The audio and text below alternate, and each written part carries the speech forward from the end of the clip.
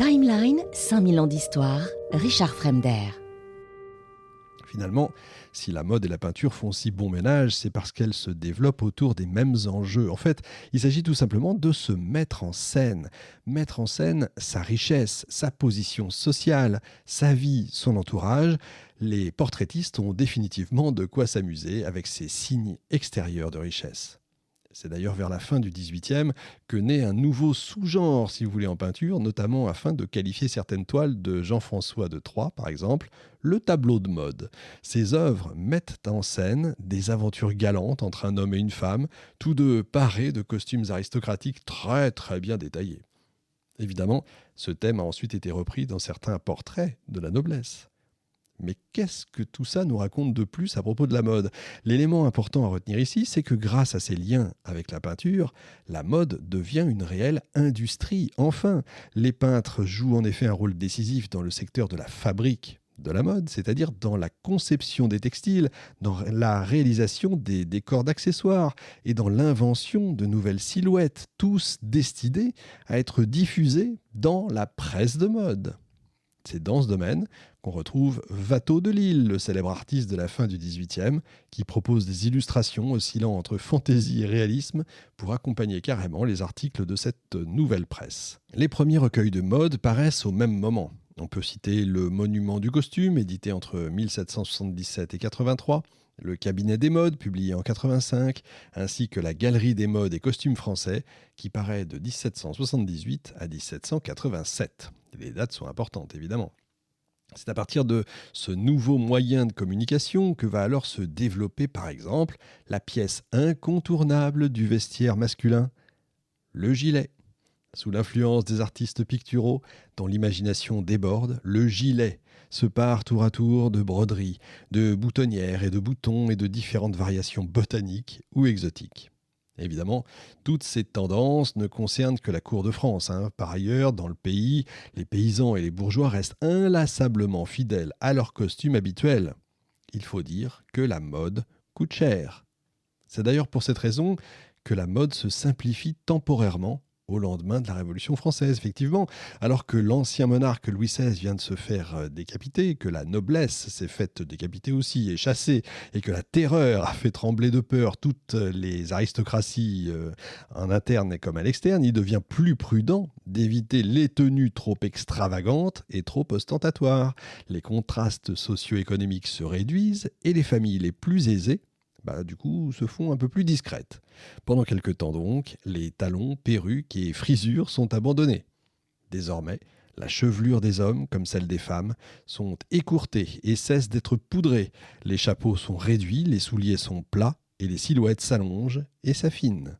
Fini les robes bouffantes munies de larges paniers qui élargissent le bassin. Le vêtement antique a de nouveau le vent en poupe. Les vêtements féminins sont coupés dans des tissus plus légers et plus ordinaires. Et les corsets sont quelque peu délaissés. Attention à savoir, est-ce que c'est la mode vestimentaire qui précède la mode en général ou est-ce que c'est la mode en général qui précède la mode vestimentaire ? On peut se poser la question. Il faut préciser que la simplification de la mode n'est pas non plus entièrement due à la Révolution. Le mouvement germe sous l'effet des Lumières et de l'anglomanie qui se développe en France. Après l'hégémonie de la mode française dans les cours européennes à l'époque de Marie-Antoinette, c'est la mode anglaise qui conquiert la noblesse. La robe anglaise, à l'anglaise devrais-je dire, se caractérise par une simplicité et une élégance qui constituent un fort contraste avec la robe à la française. La mode semble donc suivre les évolutions de la société. Elle est intrinsèquement liée au contexte social, politique et culturel d'un pays et finalement en devient le reflet. On vient de prendre comme exemple la Révolution et son impact sur les codes vestimentaires, mais on peut prendre l'exemple inverse qui peut être paradoxalement relevé. Il s'agit du mouvement extravagant, par exemple des incroyables, les incoyables et des merveilleuses pendant le Directoire de 1794. Alors que beaucoup choisissent de faire profil bas, ce que je disais tout à l'heure, ces quelques aristocrates, et pas que d'ailleurs, décident d'aller à contre-courant et de se montrer plus ostentatoires encore que jamais pour asseoir leur puissance. La terreur, ils sont jeunes, ne les a pas traumatisés, elle leur a plutôt donné envie de rappeler au monde entier que leur statut social ne changera pas malgré la Révolution. Et la mode, dans un sens, justement, c'est exactement ça. C'est l'originalité, c'est la rupture des codes dominants, c'est une rébellion et un moyen d'expression pour les individus qui ont un message à faire passer.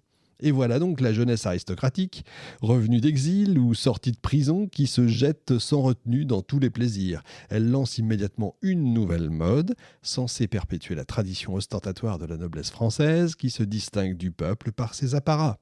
D'un côté donc, on trouve des incroyables, on dit aussi des incoyables, c'est-à-dire les jeunes hommes de cette jeunesse aristocratique. Ils arborent fièrement des perruques blondes, coiffées de 2 tresses tombant sur les épaules. Sur leur nez sont souvent posées des lunettes à taille démesurée et leurs oreilles sont parées de grands anneaux pendants. Ils sont habillés de redingotes très courtes, qui forment sur leur dos une sorte de grosse gibbosité, donnant l'impression à qui les regarde d'observer des bossus. Ils exhibent leurs jambes sous des culottes de velours et portent autour du cou des cravates gigantesques et des collets noirs. Ces collets sont d'ailleurs pour eux un signe de ralliement, symbolisant leur appartenance à la terreur blanche, c'est-à-dire un mouvement de vengeance envers les Jacobins. C'est dans ce but que les incroyables sont généralement vus avec des gourdins qu'ils appellent des pouvoirs exécutifs, servant à traquer et frapper les révolutionnaires qu'ils croisent.